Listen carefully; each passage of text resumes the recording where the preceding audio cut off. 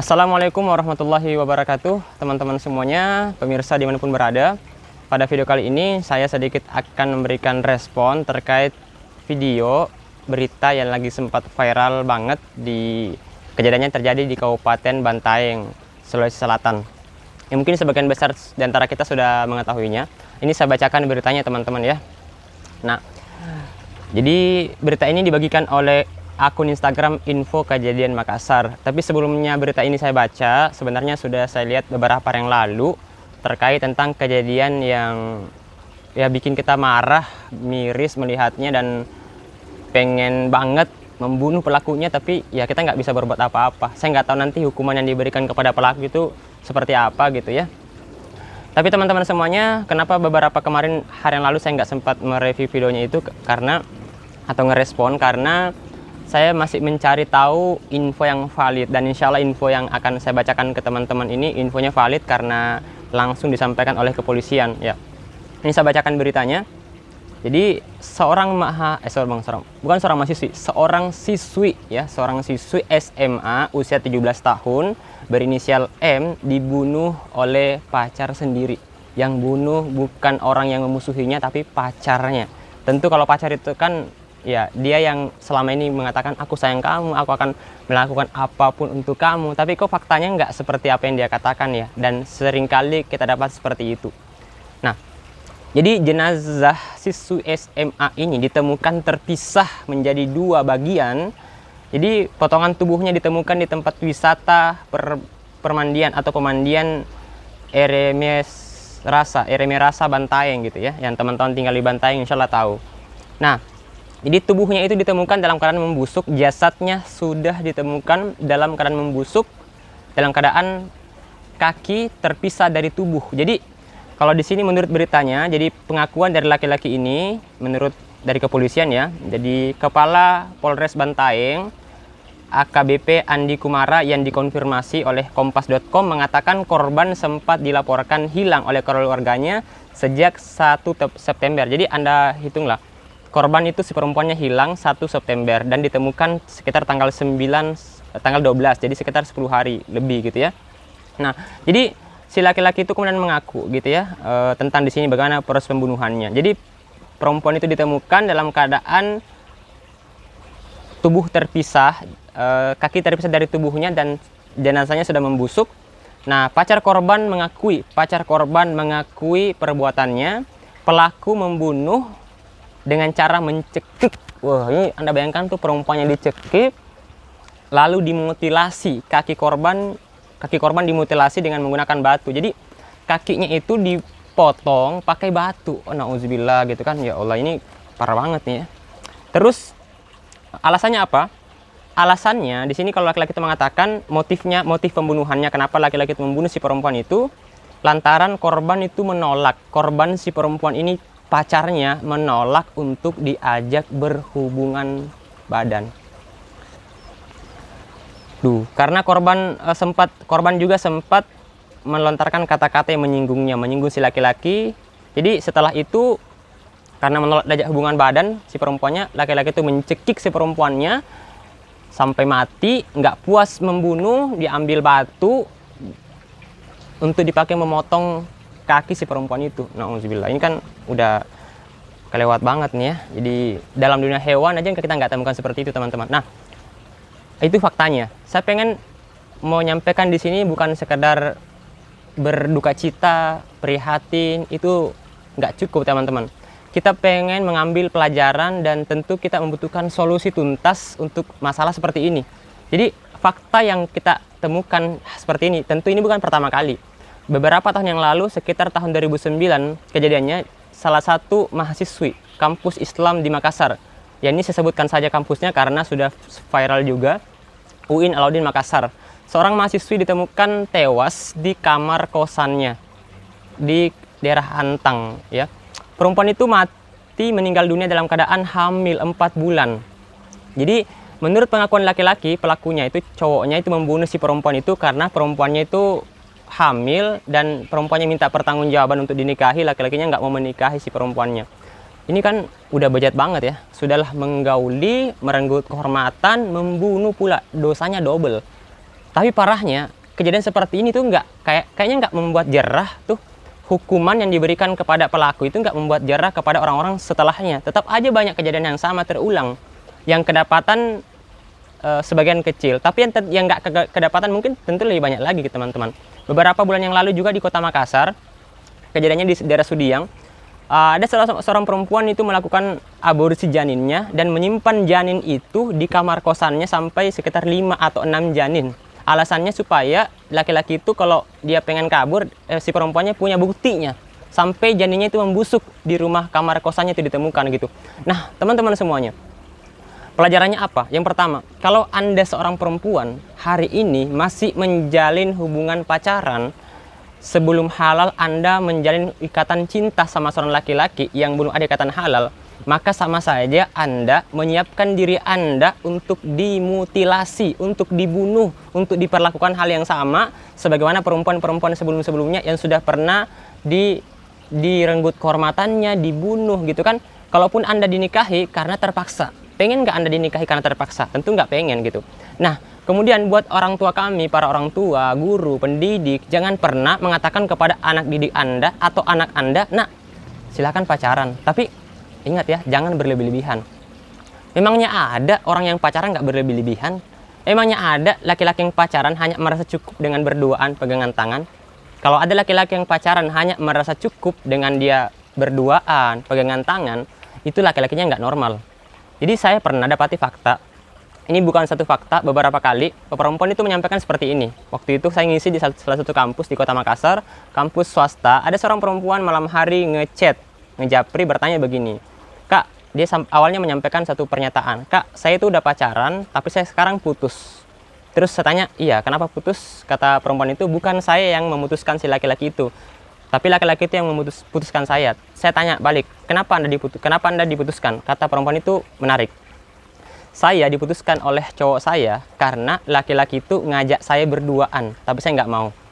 Perempuannya diajak berduaan, terus laki-lakinya ngajak si perempuan berduaan, perempuannya nggak mau kan. Terus perempuannya bilang begini, laki-lakinya bilang begini, "Kalau gitu kita putus aja. Karena percuma," dengarkan baik-baik, "percuma kita pacaran," kata si laki-laki itu, "kalau kita nggak berduaan." Maka saya katakan kepada perempuan itu, itulah perkataan paling jujur daripada seorang laki-laki yang pacaran. Maka kalau Anda hari ini perempuan yang masih pacaran dan Anda belum sampai pada hubungan badan, itu bukan karena laki-laki itu nggak mau, belum masanya. Akan ada masanya Anda diajak hubungan badan. Akan ada masanya Anda diajak untuk menggugurkan kandungan. Dan saya bisa hampir-hampir memprediksi, kalau Anda pacarannya sebulan dan Anda satu kampung sama tempat tinggal, kemungkinan udah pernah berduaan, diajak makan. Itu awal. Makanya yang menarik teman-teman, ketika Allah Subhanahu wa Ta'ala dalam Al-Quran sudah memperingatkan kepada kita. Apa kata Allah Subhanahu wa Ta'ala? Allah nggak mengatakan jangan zina. Surah ke-17 ayat ke-32. Wala taqrabuz zina innahu kana fahsyatan wa sa'a sabila. Dan janganlah kamu mendekati perzinahan. Allah melarang kita mendekati zina. Kenapa? Sesungguhnya perzinahan itu adalah perbuatan yang keji dan seburuk-buruk jalan. Jadi Allah tahu tuh kalau ada seorang laki-laki perempuan mendekati zina, pacaran, berduaan, TTM-an, entah apakah TTM teman tapi mesum, TTS lah teman tapi sayang, itu endingnya kemungkinan besar pasti berzina itu. Nah, maka teman-teman semuanya tidak heran kalau menurut survei dari data KPAI, Komisi Perlindungan Anak Indonesia, 67% remaja perempuan di negeri ini sudah tidak perawan lagi. Dan dari data BKKBN, ada 3,1 juta kasus aborsi terjadi per tahun. Maka kalau hari ini Anda perempuan, ini pesan saya kepada perempuan utamanya dulu gitu ya. Kalau Anda perempuan masih mau diajak pacaran, hubungan cinta kasih sama seorang laki-laki sebelum halal, maka Anda sama saja menyiapkan diri Anda untuk direnggut kehormatannya. Adakah perempuan yang seperti itu dihargai? Tentu tidak. Jangankan seorang perempuan dipegang tangan, dipanggil sayang sebelum halal, itu perempuannya nggak berharga gitu kan. Nah, jadi teman-teman semuanya, pesan saya, ambillah pelajaran daripada kejadian yang sudah-sudah, dari fakta yang sudah-sudah membuat kita miris, membuat kita itu kayak menghela napas panjang gitu kan. Kayak kalau saya tuh pertama baca beritanya 3 hari yang lalu tentang pembunuhan ini, tuh kayak jantung kayak terasa berhenti berdetak gitu kan. Ya Allah, kok bisa sih seperti ini, tapi saya lalu teringat bahwa hari ini tuh kita hidup dalam sebuah kehidupan yang sistemnya tidak islami, yang aturan yang diterapkan di masyarakat memang aturan yang melegalkan kemaksiatan, melegalkan perzinahan.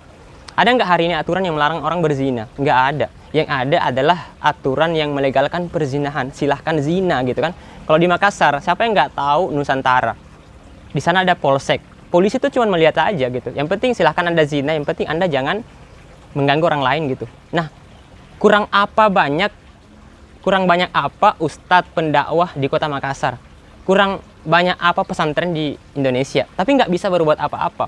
Maka teman-teman semuanya, solusinya gimana? Pertama, perlu memang setiap muslim, setiap kita membina diri kita masing-masing untuk mengkaji Islam. Karena faktor utama seseorang itu melakukan kemaksiatan, melanggar perintah Allah adalah faktor kebodohan. Yang kedua, selain mengkaji Islam, nggak cukup karena kita temukan banyak juga fakta orang yang paham agama, yang dikenal kemudian ustadz, pendakwah, hafal Quran, perempuannya cadaran, tapi pacaran, sampai zina, hidup layaknya suami istri. Maka perlu ada aturan yang bisa mengontrol masyarakat untuk tidak mendekati perzinahan. Kalau orang dilarang saja, nggak ada aturannya, maksudnya nggak ada hukumannya, maka sama saja ya orang nggak akan takut untuk melanggar gitu kan. Karena yang namanya keimanan, ada masa-masa di mana orang itu kemudian keimanannya lemah. Nah, yang bisa membuat orang terjaga keimanannya butuh aturan yang tegas, yang kemudian hukuman yang tegas. Maka Allah Subhanahu wa Ta'ala memberikan kemudian hukuman kepada orang yang berzina, disebutkan dalam Quran surah ke-24, surah An-Nur ayat kedua. Allah berfirman, az-zaniyatu waz-zani fajlidu kulla wahidin minhuma mi'ata jaldah. Pezina perempuan dan pezina laki-laki, cambuklah masing-masing di antara keduanya 100 kali cambukan. Itu kalau pezinanya ghairu muhsan atau belum menikah. Tapi kalau perempuannya sudah menikah atau pelakunya sudah menikah, namanya pezina muhsan, maka Rasul mencontohkan dan para sahabat mencontohkan, ulama sepakat bahwa pelakunya mesti dirajam. Dirajam itu ditanam sampai leher, terus dilempari batu, bukan batu besar. Jadi kalau lempar batu besar tuh sekali lempar langsung mati, itu nggak memberikan efek jerah. Maksudnya kayak orang ditembak sekali tuh nggak ngerasa banget sakitnya gitu kan, langsung mati sudah selesai.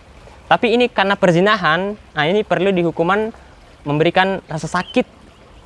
Caranya gimana? Nah di sini ada batu-batu kecil nih. Yang kurang lebih begini. Kebayang nggak? Seseorang Anda dilempar pakai batu kecil seperti ini, dilempar kepalanya kan ditanam sampai leher tuh, dilempar batu-batu kecil sampai mati. Kenapa hukumannya seperti itu? Terlihat tegas gitu kan, kayak nggak manusiawi bagi orang-orang yang mengatakan nggak manusiawi. Tapi apakah perbuatan menzinahi itu manusiawi? Kalau Anda mengatakan hukuman Islam nggak manusiawi, maka apakah kalau Anda, anak perempuannya dizinahi, apakah Anda merasa pelakunya itu manusiawi? Terkadang kita aneh gitu kan, kalau hukuman itu pengen diterapkan, lalu kita mengatakan itu hukumannya nggak manusiawi. Tapi kita nggak pernah menganggap perbuatan di depan mata, yang perbuatan itu seperti yang baru-baru ini, laki-laki itu menggauli, menzinahi gitu kan, membunuh, memutilasi, apakah itu manusiawi? Dan kira-kira apa hukuman yang pantas bagi pelaku seperti itu? Bahkan kalau saya, itu kalau dilempar batu begitu, itu nggak cukup. Maka mesti dihukum tegas lagi, tapi Allah Maha Adil. Ya cukuplah hukuman seperti itu. Dan dengan hukuman itu, insya Allah itu akan memberikan efek jera kepada orang-orang sekitar yang melihatnya. Maka ketika nanti orang itu meninggal dunia karena dilempari batu seperti sampai dia mati, maka nanti di akhirat oleh Allah Subhanahu Wa Taala orang itu nggak lagi dihukum dengan hukuman azab Allah di neraka nanti. Orang itu nggak akan dihisap terkait perbuatan zinanya di dunia karena sudah dihukum dengan hukuman Allah di dunia. Nah, dengan hukuman itu insya Allah itu bisa memberikan efek jera kepada pelakunya. Pertanyaannya, adakah hukuman seperti itu terjadi hari ini? Kalau nggak ada, maka mustahil hal yang sama nggak akan terulang. Saya memprediksi kejadian yang lebih parah kemungkinan akan terulang kembali. Dan yang kita khawatirkan, jangan sampai itu terjadi kepada keluarga kita, tetangga kita, orang-orang terdekatnya kita gitu kan. Kalau ini saja kepada tetangga kampung kami misalnya, tetangga kampung, ya kita pun sebagai manusia, ya kita nggak perlu berkeluarga dengan korbannya untuk merasakan bagaimana penderitaannya, bagaimana rasa sakitnya gitu kan. Cukup kita menjadi seorang manusia, tanpa menjadi seorang muslim pun cukup untuk merasakan bagaimana sakitnya kehilangan seorang anak perempuan dengan cara dibunuh, dimutilasi, direnggut kehormatannya. Dan di sini teman-teman, kita nggak perlu menyalahkan sepenuhnya kepada keduanya. Mohon maaf banget, terkadang orang tua yang membiarkan seperti itu. Tidak sedikit orang tua yang mengatakan kepada anak perempuannya atau anak laki-lakinya, "Nak, silakan kamu pacaran saja. Dengan kamu pacaran, kamu bisa menikah, bisa kemudian punya jodoh nantinya." Padahal ya saya juga nggak pengen menyalahkan orang tua itu.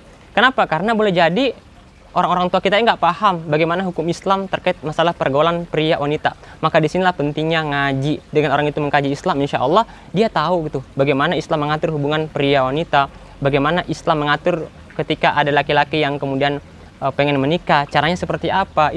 Apakah Islam mengajarkan cara pacaran untuk menikah? Ternyata nggak seperti itu. Makanya ya ini beberapa poin yang saya sampaikan, solusinya mesti ikut mengkaji Islam. Setiap muslim wajib mengkaji Islam, perintah Allah dan Rasulnya. Yang kedua, mesti ada hukuman yang tegas di tengah-tengah masyarakat. Baik hukuman itu melarang untuk mendekati zina. Yang ketiga, aturan yang tegas memberi sanksi kepada perzinahan. Selama nggak ada sanksi yang tegas, itu pasti nggak akan ada efek jerak. Parahnya, bukan diberi sanksi.